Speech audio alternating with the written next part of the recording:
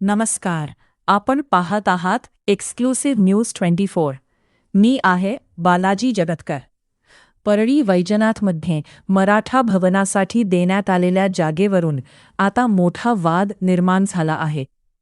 मराठा समाजाला देण्यात आलेली जागा वादग्रस्त असल्याचा गंभीर आरोप सकल मराठा समाजाच्या वतीने करण्यात आला असून समाजात तीव्र संतापाची लाट पसरली आहे.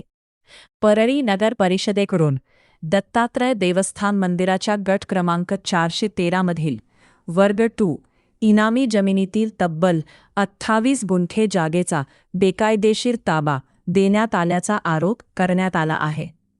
या प्रकरणात मराठा समाजाची फसवणूक झाल्याचा दावा सकल मराठा समाजाच्या पदाधिकाऱ्यांनी केला आहे. दरम्यान सामाजिक कार्यकर्ते अर्जुन सोळंके यांनी अंतरवाडी सराठी येथे मराठा आरक्षण आंदोलनाचे प्रमुख नेते मनोज जरांगे पाटील यांची भेट घेतली. यावेळी संबंधित जागेची कागदपत्रे, कायदेशीर पुरावे तसेच नगर परिषदेकडून झालेल्या कथित गैरप्रकारांची माहिती त्यांच्यासमोर सादर करण्यात आली. मनोज जरांगे पाटील यांनी या प्रश्नात सकल मराठा समाजासोबत खंबीरपणे उभे राहण्याचे आश्वासन दिल्याची माहिती समोर आली आहे. मराठा भवनासाठी योग्य आणि कायदेशीर जागा मिळावी तसेच समाजाची झालेली फसवणूक उघड व्हावी यासाठी आगामी काळात तीव्र आंदोलन छेडण्याचा इशाराही देण्यात आला आहे.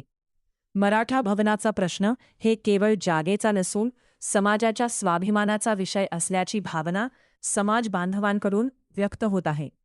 त्यामुळे येत्या काही दिवसांत परळी शहरात या मुद्द्यावर मोठे आंदोलन उभे राहण्याची शक्यता व्यक्त केली जात आहे.